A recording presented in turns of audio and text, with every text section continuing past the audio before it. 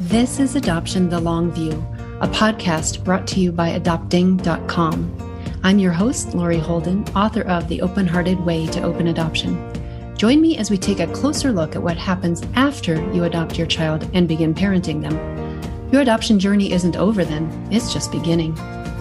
In this podcast, you'll hear from a variety of thought-provoking and influential guests as we help you make the most of your adoption journey. Like any trip worth taking, there will be ups and downs and challenges. Here's what you're going to wish you'd known from the start. Ready? Let's go. Welcome to Season 3 of Adoption the Long View. We are so excited to bring you another set of fascinating interviews with super interesting people, chock full of information you'll be glad to have early in your journey of adoptive parenting, or at least as early as today. Today, we're going to cover how to handle some of the most common and awkward adoption situations that will arise somewhere along the way. We're talking when, not if. Rare as a unicorn would be the adoptive family who never heard, "You're not my real mom," from their child, or "Are your children related?" from a nosy stranger, or who never tried to explain to a child why they were adopted, or who hasn't had to figure out what to do in any number of awkward, delicate, or tricky adoption situations. Adoption-related parenting matters tend to come up when you least expect them, when you're not ready for them. To kick off this season, we're going to address these and other issues that anyone would agree being prepared for makes a huge difference, not only in your confidence as a parent, but also in your relationship with your child and your child's confidence in you that you've got it, this parenting gig. Here to help me is my longtime friend in the adoption online space, a fellow writer for Adoptive Families magazine, and a fellow presenter in the Listen to Your Mother show. Barbara Herel is a hoot, so get ready for a very lighthearted jaunt through some very serious situations. Barbara Herel is the founder and host of Every Family's Got One, a storytelling show, and now also a podcast devoted to true family stories. She's also a writer and blogger, mother and wife, and a recovering middle child, and you can bet she has stories to tell on that. Barbara's writing credits include Adoptive Families magazine, Scary Mommy, and Motherly. She's a contributing author to the parenting anthology TikTok, Essays on Becoming a Parent After 40, and she was a writer on a project very close to her adoptive mom's heart, the Navigating Adoption podcast presented by Adopt US Kids. I'm so pleased to have you here with us today. Welcome, Barbara. Oh my goodness. Thank you so much, Lori. That was so lovely. I'm so happy to be here. It's wonderful to partner up for this. I know. It was, I think back to that first time at Adoptive Families, like really connecting and writing that article. That was just great. That was a great collaboration. So let's set the stage. Briefly tell us your story of becoming an adoptive mom.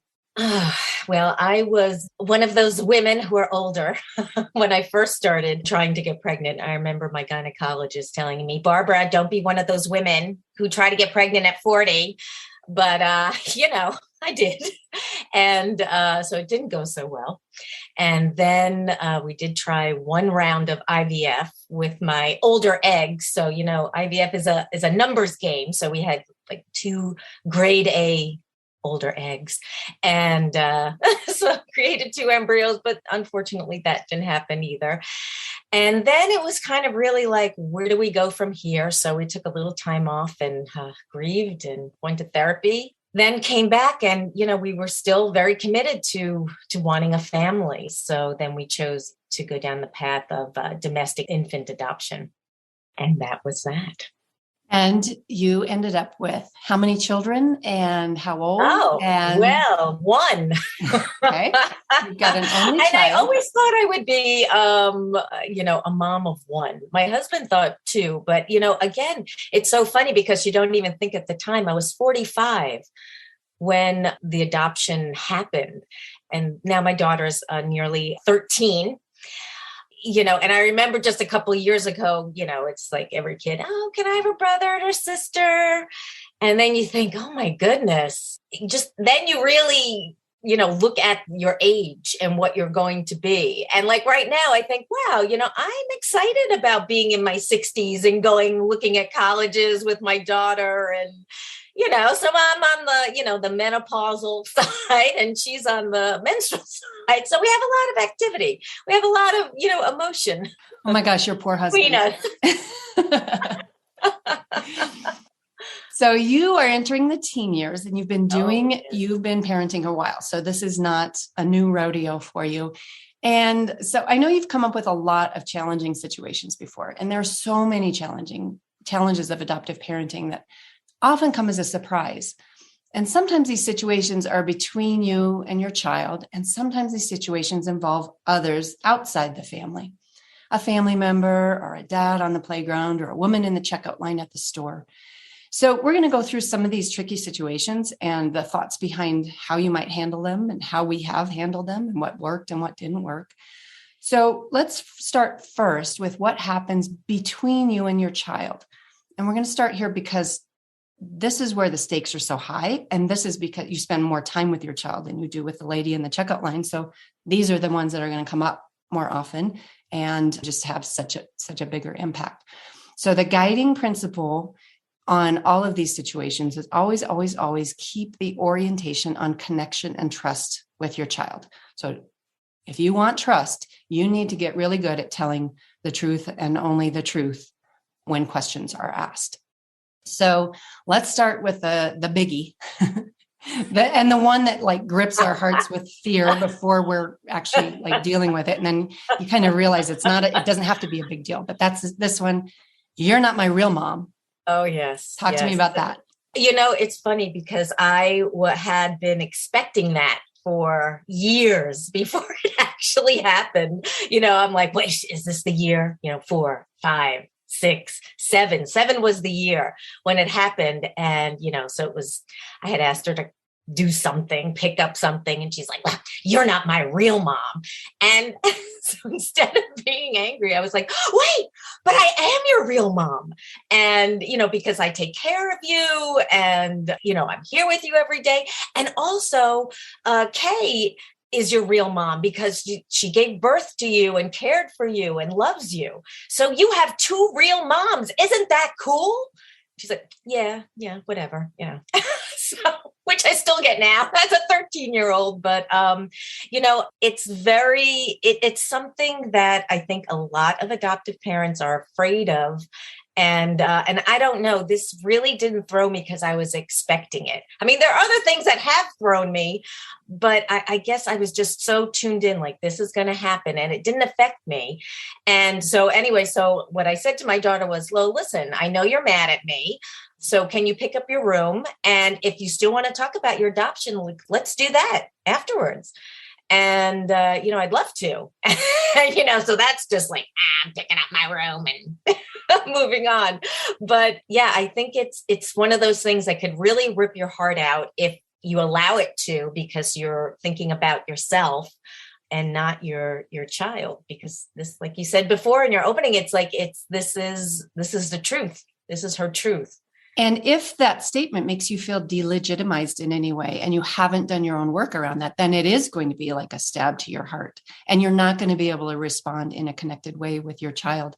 But I love what you did. You, instead of making it an either or, which she approached you with, perhaps as a tool to get what she wanted, not cleaning the room, and perhaps because she was thinking about adoption and this was her way of bringing it up. But you took it from her either or, you're not the one, and you made it both and you made it, we both are real. There's not a competition here where we both, and you outlined to her why you are both legitimate. And then you also made it so that if she wanted to talk about adoption, you were ready to do that. And then you also neutralized this tool she might've been using just to get her way. So she's less likely to use it again, because if you do respond to this, if your kid can knock you off your center with a statement, they will use that over and over again. Yeah. And also, it is funny because I think when there have been times when she used the word real mom, and I think that's the way kids and people talk. So I think, again, from, we're talking about the child, the inside the home now, but in the outside world too, we're very sensitive to the language because, if we've done our work, that we're not, saying real, we're defining who people are. But kids and people talk like that all the time. So I think even to diffuse the real part of it is something that we have to really. And you gave we your have to get daughter used to that. Yeah, you gave her tools so that when somebody at school says, "Who's your real mom?" now she knows a little bit more about how to handle that, because that may be where she's hearing it, certainly not inside the home. Right. Yeah, very true. Yeah, we got to do a lot of work as adoptive parents. Yeah. Right We got to from the do our work. beginning. I think that's a fundamental thing on that question, is the more you can do your work, the less it's going to knock you over when you hear that. And you're going to be more composed, and you're going to be responding instead of reacting if you've done your work. So one of the answers that people sometimes share about the adoption story that parents sometimes are coached to do is, she loves you so much. She loved you so much. She placed you for adoption. So talk to us about that. Why is that problematic? Well, I do remember I started telling her story when she was just like a little baby in my arms. And it's great when you do it that way, because these things come up. And I remember saying it, telling her story, where you can make all your mistakes when they're just little babies, that she loved you so much, she placed you for adoption. And then it really struck me, like, does someone really love you that much that they're going to give you away to somebody else? So really, we split that up. It's like, she loves you. And then really to go into more detail about why she placed her for adoption, that, and it's any baby at that time. So, that's where I first discovered, when she couldn't respond back, was, just a little baby. So you can make your mistakes. That's one of the great things about starting very early. You get to make, fumble through your story and really kind of get it straight in your head so that you can share it with your child. So then it was really, about explaining that, as she got older, that babies, she made that decision because at that time she couldn't care for any baby. So it wasn't that it was just her. Whatever baby came along, if that was her brother who was born at that time, he would have been placed for adoption. So it's not about her, it's about the circumstances. Yeah. So you've done two things there. One, you've depersonalized it from, it wasn't about you, it was about the situation. And we also know that when developmentally, things are always about the kid. So just because we say it that way doesn't mean it works that way, but that's how we say it. And the other thing you did is you made it time, you put a time on it. At that time, she couldn't take care of any baby. So we're trying to make it so that the child feels less and less like they caused it. And the reason we don't want to say she loved you so much she placed you for adoption is because we don't want our child to equate loving with leaving. That's a horrible template to give them for in their future relationships, their future loving relationships, that if I get too close to somebody, if they love me, they're going to leave me. So we have to do something different, because that can be confusing to them. Yes, I agree. You don't want to confuse those two things. Speaking of confusing, what about when someone asks, which I love, is it confusing that they have all these people in their lives? Isn't it confusing that, they have birth parents and adoptive parents? Yeah, because people outside your decisions are not maybe on board with all this openness stuff. And so I've heard it, and you've probably heard it, but they have 4 parents around? What's up with that? Doesn't that confuse them? And I heard a great response to that from Jim Gritter at a conference about 10 years ago. And he is a pioneer in open adoption. He was a social worker who really kind of promoted this through his work and his books. And he said at this conference that this response to people who say, isn't it confusing for the child? You can say, is it your experience that to be fully informed is to be confused? Bam, mic drop. Yeah. Isn't that great? Wow. And here was something that I thought was interesting that I experienced with my daughter. I was always told her about her birth mother, birth family, talking, and one day she was a little older again, like maybe 6 or 7. And I left off birth and I just said, Mom. And she said, wait, I have 2 moms. And I'm like, where have you been? Yes. But even like that word, like birth mom, like what is that? An aunt is an aunt, a brother is a brother, but a birth mom. And now I hear her, when she talks to her friend, I hear, oh, my other mom, when she's talking about her birth mother. So it's funny how, kids, it's giving them all the information. And I guess these words, sometimes you really do, even that, like we think it's very clear, but it's, the more clear you can be. So I don't know, I would say drop the birth mom. Yeah. And every family kind of comes up with the terminology that works for them. Birth mother, birth mom, birth dad can be a controversial term. Not everybody likes it. Yes. And families come up with what does work inside the home and outside the home, how you explain it to others. So I think that's a really good point. And you're also making me think that with your daughter, you are sharing that over time, her understanding and her deepening of the complexity of the story changes. And the conversations that you have about adoption at 3 years old are different than what you have at 7 and 10 and 13 and older. I mean, it's a process for them, and we kind of walk alongside them and attune to them, so we know we can tune in and find out what is required, what level of complexity can we get to at this point. Yes. And I think that's why it's so important that it's not like a one and done conversation. You really need to bring it up. And then as the kids get older, they don't really want to talk about it. And they don't want to talk about anything. Yeah. So you really got to build that trust, and that they have to know you're comfortable going there early, because later when they're not comfortable going there, it's harder. And you still need to show that you're willing to go there. So let's talk about this, because you've already touched on it. Some of the tricky situations we see in online groups is somebody will come in once in a while and say, when do I tell my child that they're adopted, and how do I tell them? So what do you think about that? When do you tell? You've already kind of alluded to this. So what's the answer to that? When? It's right away, right from the start. If you can't do it yesterday, then do it today. Then do it today. Yeah, pronto. It's just so important, because it's, like you said, it's building trust. And, and that's like the easy thing, and when they're little, the smaller they are, the easier it is, because again, you're just saying words, and you're really getting yourself comfortable, and you're getting it down into, bite-sized nuggets, and you're getting comfortable with the telling of the story, because it's only going to get more complex as the kids get older, and you're going to share more information. So you really do have to, be comfortable. You have to be really do the work from the beginning, and that's just going to save you so much anguish.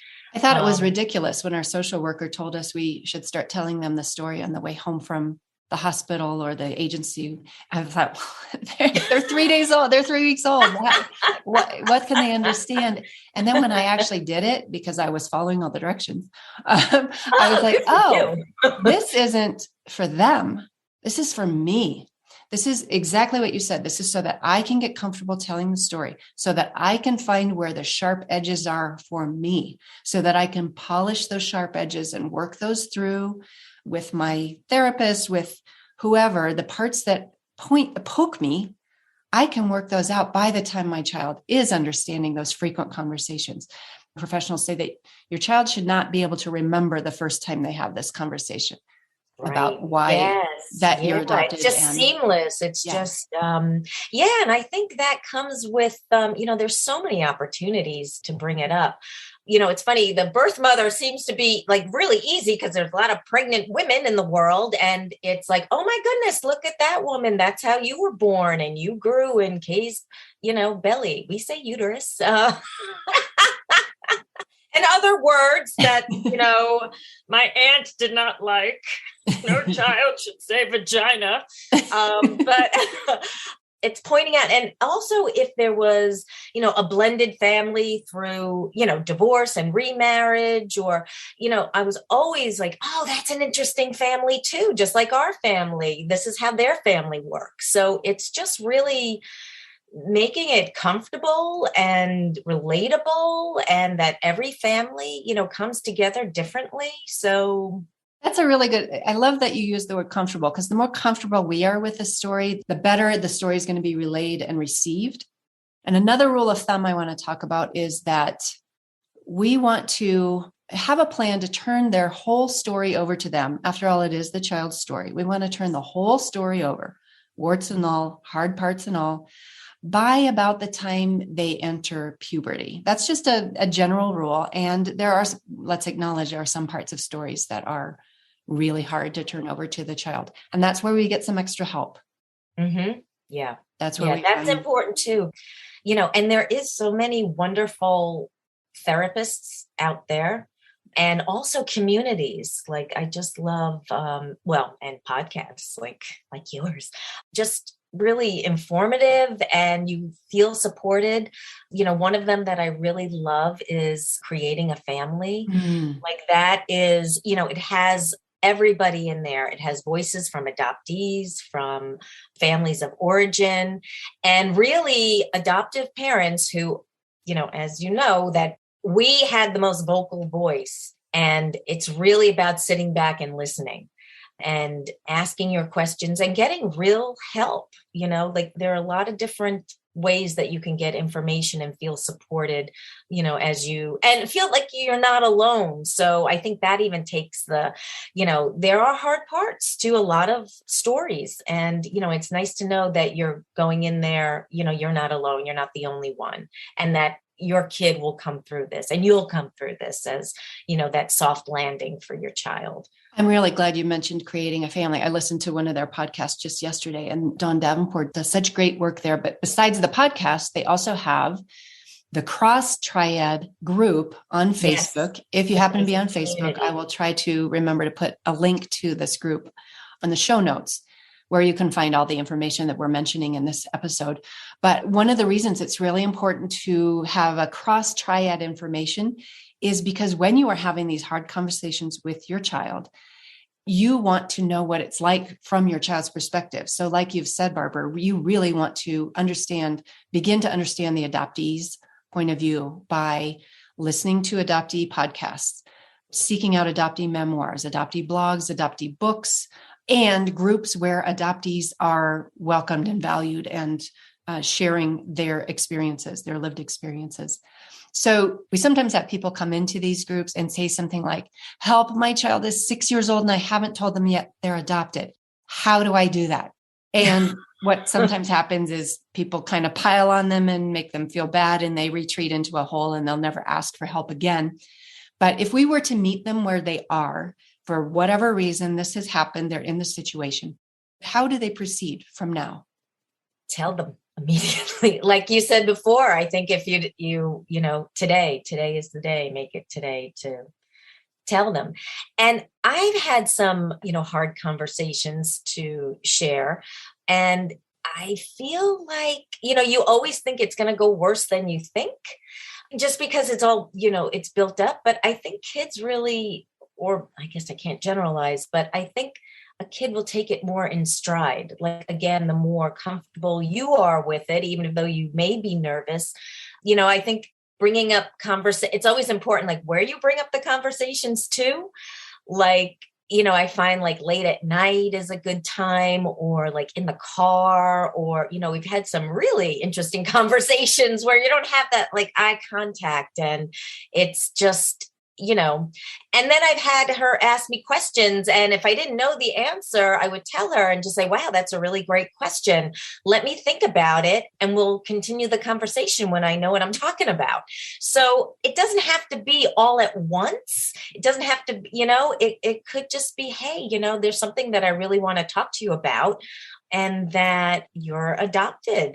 And this is who your parents are, and this is the information. So I think, and it doesn't have to be all in one take. So I think that's what we forget too, that you just think it has to be this, it's not going to be one conversation. Again, it's for the lifetime. And I think if you ask yourself this question, you can find some clues to why it's been 6 years or 5 years or 4 years or whatever. And you ask yourself, what has kept me from telling? And if you examine that internally and maybe talk with your partner or a trusted friend or a therapist about that, you will try to figure out, where is that sharp point? What's keeping me from doing it? And work that out. Yeah. And I bet that the mom had told other people that their child was adopted. I've always had, people like, oh, does she know she's adopted? And I'm like, well, yeah, I wouldn't be talking to you. You wouldn't be the first one I'm talking to. So I always so I'm sure that the people who ask, who haven't told, that other people know. They've had these conversations with other people, but not their child, because they're scared and they want to protect their child. That's where it's coming from, I'm sure. But I guess knowing that you don't have to share everything all at once, and that it is a continuing conversation, that I think that's a huge relief.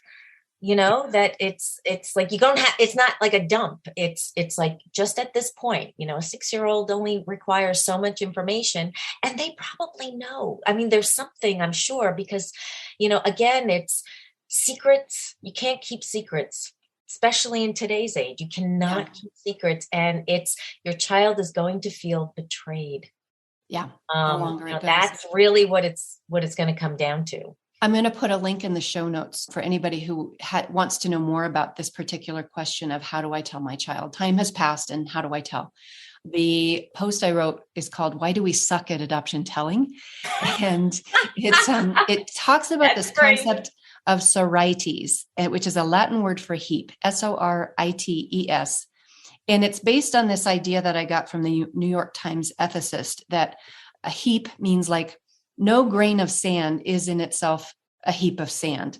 But if days go by, if grains of sand pile up, eventually you have a pile or a heap. And then you have, on top of the problem of not telling, now you have the second problem of time going by without telling, and that broken trust, like you say. So that'll be in the show notes that you can find on lavenderluz.com and on adopting.com, where we keep all the show notes. So let's go to another inside question, which is, Barbara, talk to us about some of the ways that you can include your child's birth family in your daily life, whether birth parents happen to be in the picture or not. Well, we have an open adoption, and I know that so our open adoption is that, meaning that we, unfortunately, with COVID, we haven't been there to see them, but we actually go and we have family trips, yearly family trips back, and we spend time together, and we take pictures and everything. So, we have a lot of family pictures. So we put all the family pictures together. So it's our immediate little family and our, grandma and grandpa and birth family. So everybody's on, the same shelf. When she comes home, like, for instance, and has a great, she's really good in math. And I know that her birth mom was really good in math too. So I'm like, wow, and I share that with her. I'm like, Kate was really good in math too. So that's where you get it from. And just to really make those connections, like how she moves and sense of humor and where she, gets that from and what it reminds me of. And, it's like, oh, you're gorgeous. You look so much like you're Kay. And she also, we have cousins that we keep in touch with, and like, I don't know, way they run, they all like run similar, and she has siblings. So, we just talk about them a lot. Or if something comes up on the television about adoption or about, a certain situation, we talk about it, So let me ask, why are you seeking these ways to bring in birth family, even if your daughter is not doing it? Because I want her to know that, when she does want to talk to me, I'm open to it, that, I'm not going to be defensive about it or upset, that she can come to me. And I also tell her, she doesn't have to just talk to me. We have friends who we didn't really have to go too far, thankfully, like right in our own community. I didn't have to seek out other adoptive families because they were right here. so I let her know, like, if you don't want to talk to me, you can talk to, because sometimes especially when you're turning 13, you don't want to talk to mom, so it's other people she can turn to and have a conversation if she's more comfortable. So by kind of dropping these pebbles, so to speak, you are signaling to your daughter that you're willing to go there with her on these things when they come up for her, right? Oh, yeah, most definitely. I mean, I can't imagine that she would go through this alone, like, have to stop her life. Like, even if you don't have the information, I really would go and seek out that information, any information that I could get from my child, any connection.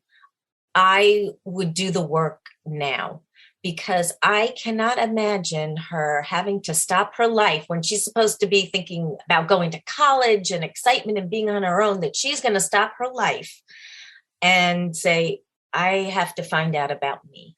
Who am I? Who are my people? Where do I get this trait from? Why am I left-handed, or whatever it is, and that just, I could cry right now, because it would break my heart to know that she would do that by herself. So I feel like really, truly, and I think that, families don't realize that, because you are in that baby, the baby, and everything is an extension of you really, and the baby, and you don't think about that it really is about forming their identity right from the beginning. Yeah.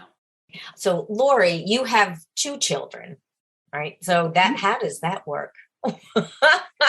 Yeah, one of the challenges that happens inside our home with 2 kids is when, as many families will attest, sometimes one child has more birth parent contact than another. It's just not equal.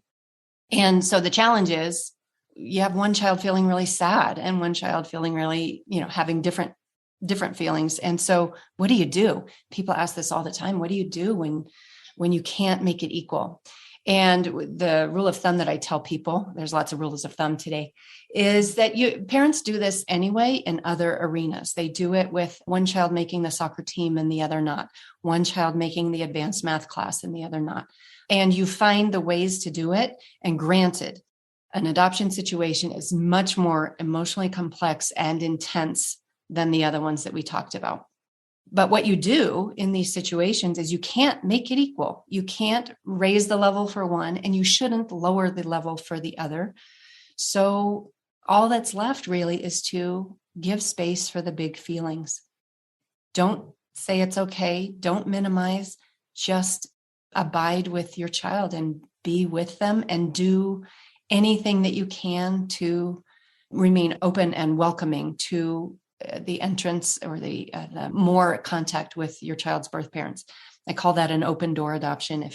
If a birth parent has exited or was never there, find ways to keep the porch light on, so to speak. So that was a really, really good question. Thanks for asking. The second batch of situations that I want to get into real quick are about others, people outside the home. Sometimes clueless people, sometimes probing people who may have an antiquated idea of what adoption is and what adoption should be. And in these cases, we can choose to gently educate them or not. And one of the frameworks that I like to use is from the Center for Adoption Support and Education, or CASE. They have something called the Wise Up program, which I included in my book. It's on page 92 of the Open-Hearted Way to Open Adoption for those of you following along at home.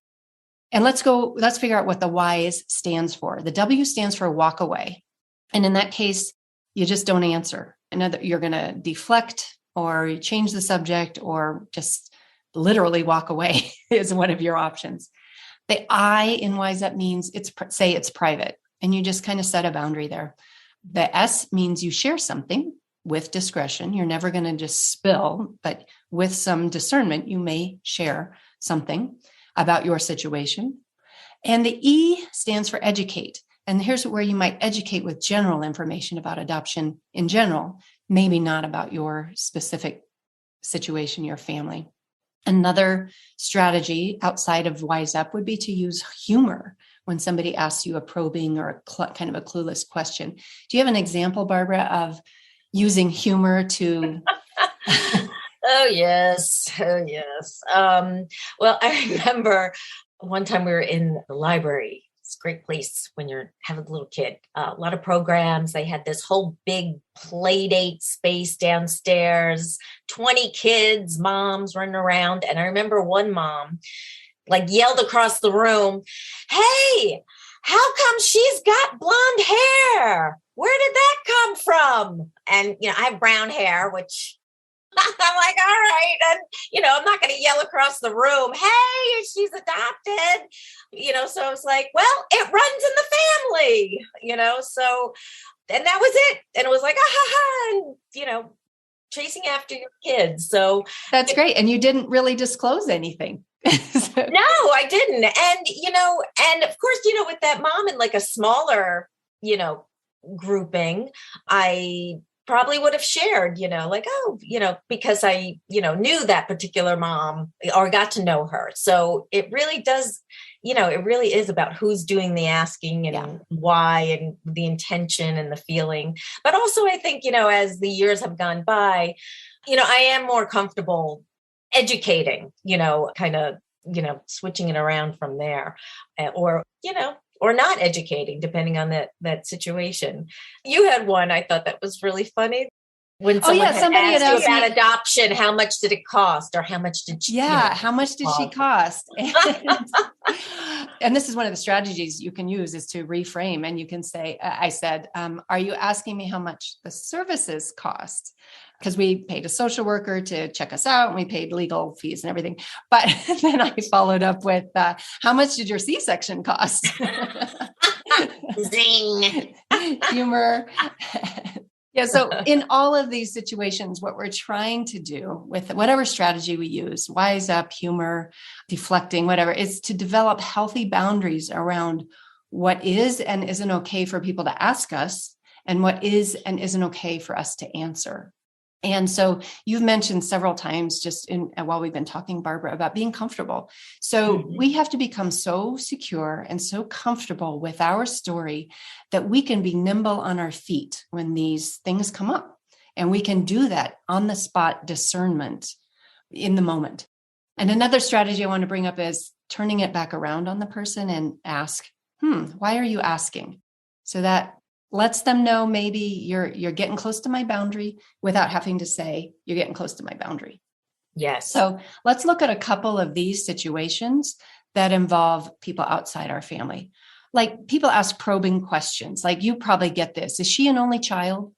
Yes, I do get that a lot. And so when she was very little, I, again, depending on if I'm running to the store, where I am, or if I maybe got into a deeper conversation, I would say, no, she's an only child.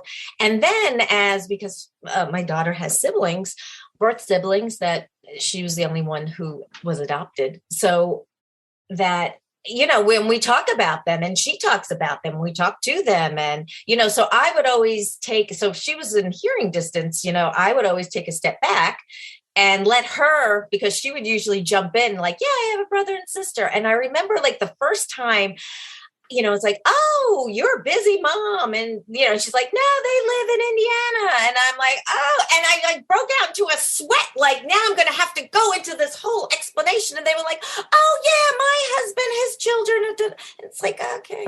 Sometimes it's not as big as you think. I'm like, oh my God. Yeah, right. So you get because you have this whole thing and, and it's very, especially nowadays, again, because families are so different and also you think, well, would have been, even if it did go down that path, I feel like it would have been, a good conversation anyway, or, very short and more educational, because I definitely do educate. And I think a lot of people's questions, I think in the beginning, especially, we take very, offense because we're still working out, what we're comfortable with, what we're not. What am I over? I don't know. Should I even say anything about she's adopted? I don't know. And then we get more comfortable and you realize that people really just don't know the words. So it comes off. And I think you really do have to give that grace, just like in those, online things, in the community, when someone asks about this question, you don't want to scare people away because this is good. You want them to understand about adoption. And because that's, we're all around. Adoptive families are everywhere. You get the question about the only child when they're really, Yes. and I get the question and about you have the siblings. yeah, I get the one, are they related? And when people ask me that, I sometimes reframe it and say, are you asking me if they're biologically related? Because of course, this is my son, this is my daughter, we're a family, we are related. But I think what you're asking me is, do they have the same birth parents? And then I choose whether or not I want to tell this person anything. Yeah. Based on how it feels. Does this person feel safe to me? Is this person important to me?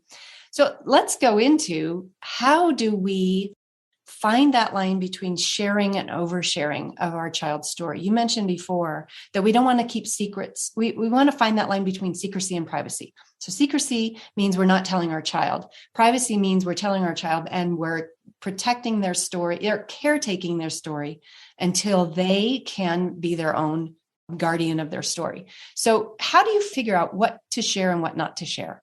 What are some guidelines? Well,